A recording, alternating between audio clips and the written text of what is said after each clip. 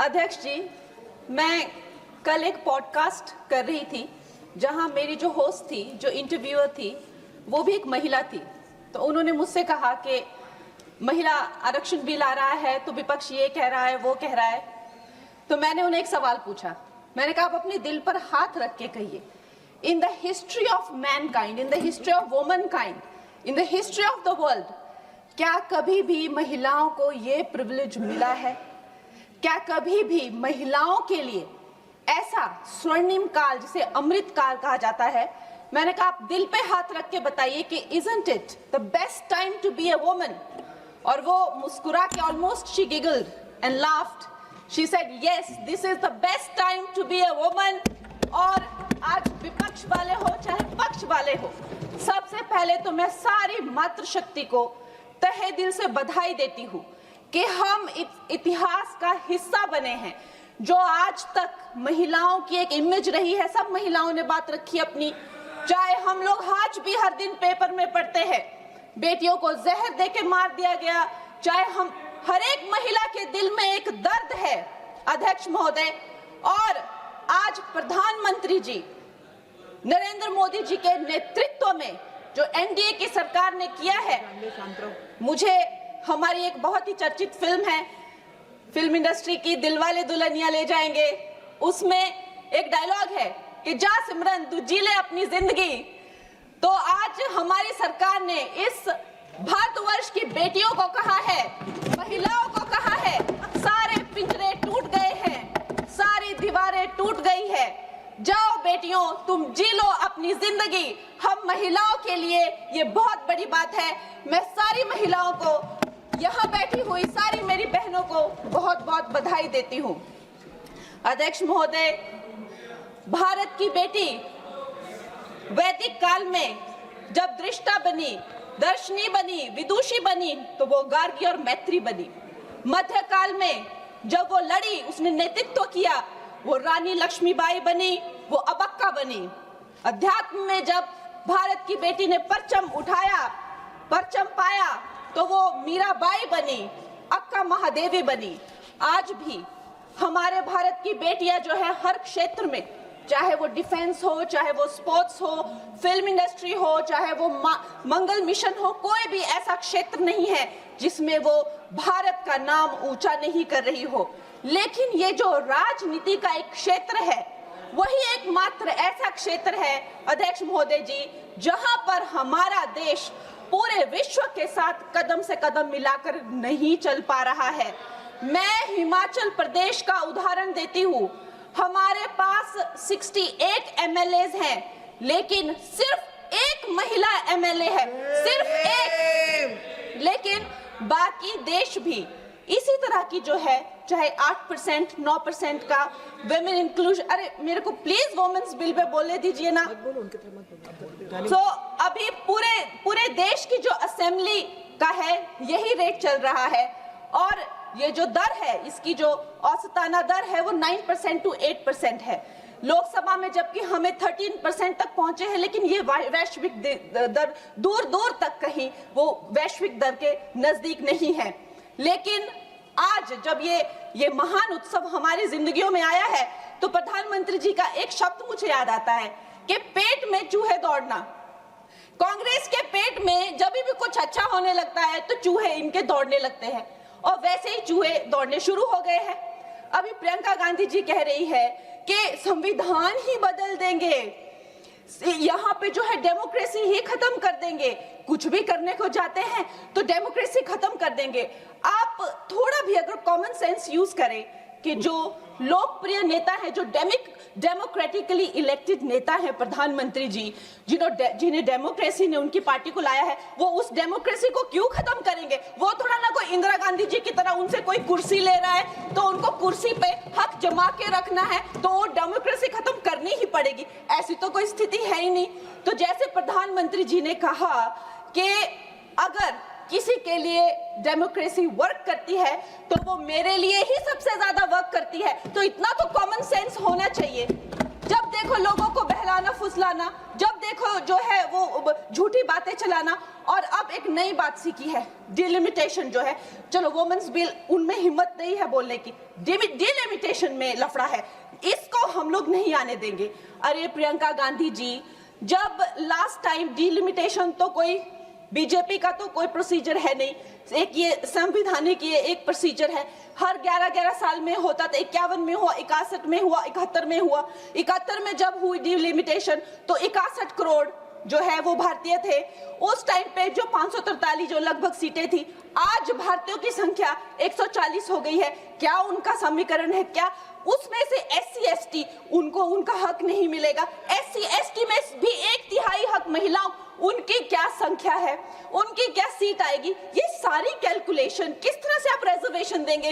140 करोड़ जो अब महिलाएं हैं तो they should not be accounted for. इस तरह की ये बहकी बातें कर रहे हैं। अभी मेरी बहुत अच्छे मित्र हैं यहाँ, जून TMC के जो MP हैं, उन्होंने कहा कि 33% रिजर्वेशन क्यों दे रहे हो, 85% दे दो। अरे आप थोड़ा तो कॉमन सेंस यूज करिए। अगर आप जो है 33% दे रहे हैं, लेकिन जो बाकी सीट्स है उन किसी भी सीट पे वो ओपन सीट्स है, वो महिलाओं को लड़ना जो है उस पे कोई भी किसी तरह का बैन नहीं है। 14% हम ऑलरेडी पहुंच गए हैं। तो जून जी, मैं आपको ये कहना चाहूंगी कि लगभग 50% से ज्यादा महिलाओं का पार्टिसिपेशन होगा इस महिला बिल के बाद। तो अध्यक्ष महोदय जी, सोनिया गांधी जी कहती हैं कि इनको इतनी जल्दी क्यों है, ये महिला बिल इतना जल्दी में क्यों लाते हैं? तो आपकी तरह होना चाहिए था कि 30 साल जो है आपने इस बिल को लटका के रखा। अवश्य मैं इस बात से अग्री करती हूं कि प्रधानमंत्री जी जो है महिलाओं को न्याय दिलाने के लिए जल्दी में है, क्योंकि जो काम 60 साल में नहीं हुए वो उन्होंने 10 साल में ही करके दिखा दिए। चाहे वो करोड़ों मकान पक्के किए हो, चाहे वो गैस सिलेंडर दिए हो, चाहे वो महिला को डिफेंस में लाना हो, चाहे वो गर्भवती महिलाओं को 12 वीक से लेकर 26 वीक की हॉलीडे हो, न जाने कितनी योजना, लखपति दीदी, ड्रोन दीदी, सेल्फ हेल्प ग्रुप्स, अगर मैं बोलने लगूं तो यहाँ बहुत वक्त चला जाए। लेकिन एक बात पक्की है कि वो एक जल्दी में है, महिलाओं को न्याय दिलाने की जल्दी। और ये जल्दी अब की नहीं है, ये जल्दी जब से वो हेड ऑफ गवर्नेंस बने हैं तब से है। गुजरात में भी बाकी स्टेट्स की तरह गुजरात जब वो चीफ मिनिस्टर बने तो एक फीमेल फिटिसाइड का जो एक प्रैक्टिस थी उसकी चपेट में था। उस टाइम उन्होंने, देखिए रूल हर जगह होते हैं, लेकिन एक लीडर की संवेदनशीलता देखिए, वहां पे उन्होंने एक जन जन को नुक्कड़ नाटक करने के लिए, जहां पे एक भ्रूण जो है वो माता से बात करता है कि माँ मैं जीना चाहती हूँ, कि माँ मैं आपकी तरह बनना चाहती हूँ, मैं भी कुछ अच्छा करूंगी, उससे करके लोगों में जो संवेदनशीलता आई, जो आत्मीयता आई, जो एक गर्ल चाइल्ड के लिए उनके मन में एक भाव उठा, उसके करके आप देखिए इंडिपेंडेंट इंडिया की हिस्ट्री में 1000 मेल चाइल्ड पर पहली बार 1020 फीमेल चाइल्ड हुए हैं। ये प्रधानमंत्री जी की कमिटमेंट है फॉर गर्ल चाइल्ड। लेकिन इन लोगों को जो है इस बात का दुख होता है। अध्यक्ष महोदय जी, मैं आपसे ज्यादा अध्यक्ष महोदय जी, मैं ये बात आपके संज्ञान में लाना चाहती हूँ कि एक तरफ तो प्रधानमंत्री जी की नीति है और दूसरी तरफ जो है वो है कांग्रेस के लोग, विपक्ष के लोग आप कह लीजिए। MLA फूल सिंह जी ने इसी जनवरी में कहा कि अगर महिलाएं आकर्षक होंगी तो रेप तो होंगे ही। सोचिए, ये इनकी मानसिकता है। TMC के MP तपस पाल ने कहा, I will let loose my men to rape your women। ये इनकी मानसिकता है महिलाओं के लिए। मुलायम सिंह यादव जी ने कहा था, आज धर्मेंद्र यादव जी कह रहे थे ना कि हम फेमिनिस्ट हैं, उन्होंने कहा था कि अगर ये बिल आएगा तो सिर्फ जो अर्बन महिलाएं हैं वही पार्लियामेंट में आएगी और उसके करके जो है सीटियां और तालियां बजाने की जैसे जो है पुरुष काम करेंगे, उनको कौन संभालेगा? ऐसी इनकी मानसिकता है बेटियों के लिए।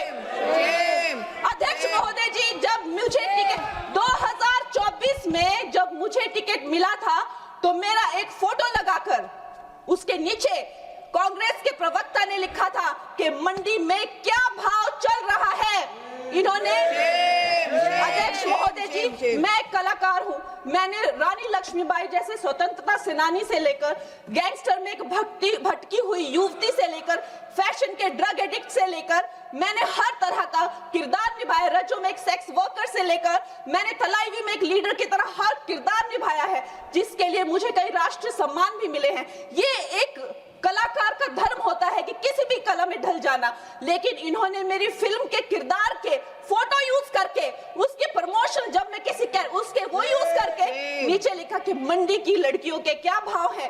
अध्यक्ष महोदय जी ये भूल गए कि ये वो मंडी नहीं जो आपको फिल्मों में दिखाई थी, एक मंडी जो फ्लैश मार्केट को लेकर एक फिल्म बनी थी मंडी, लेकिन ये भूल गए ये वो मंडी है जहां मांडव ऋषि ने तपस्या की थी। मांडव ऋषि के नाम पर मंडी का नाम पड़ा है अध्यक्ष महोदय, और उसे छोटी काशी भी कहा जाता है। ये कांग्रेस की जो नीच सोच है उसको मंडी के लोगों ने, मंडी की बहन बेटियों ने जो है तब तमाचा मारा जब इसके रिजल्ट आए और दिखाया कि ये भारत की भूमि है, यहाँ बेटियों का अपमान करना जो है किसी पाप से भी बढ़कर है। अध्यक्ष महोदय जी, एक तरफ तो इनकी नीति है और दूसरी तरफ प्रधानमंत्री जी, जब अभी आपने देखा कि नेशनल क्रिएटर अवार्ड्स में वो जेनजी को जब पूरी तरह से संबोधित कर रहे थे तो उन्होंने जो है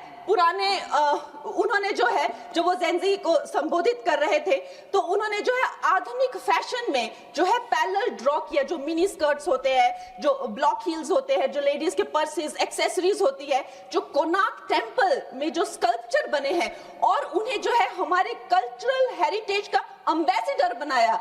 और प्रधानमंत्री जी, इससे उनकी जो कल्चरल रूटेड जो प्रोग्रेसिवनेस है वो नजर आती है। आज भारत की बेटी ये मानती है कि प्रधानमंत्री जी से बड़ा कोई भी फेमिनिस्ट नहीं है। He is the only flag bearer of feminism। और ये भारत की बेटियां जो है सदा उनकी आभारी रहेगी, जो उन्होंने भारत की महिला शक्ति में, मातृशक्ति में विश्वास दिखाया है, उसके लिए हम सदा आभारी रहेंगे। मैं अपनी पार्टी को बधाई देती हूं और साथ ही सब महिलाओं को धन्यवाद।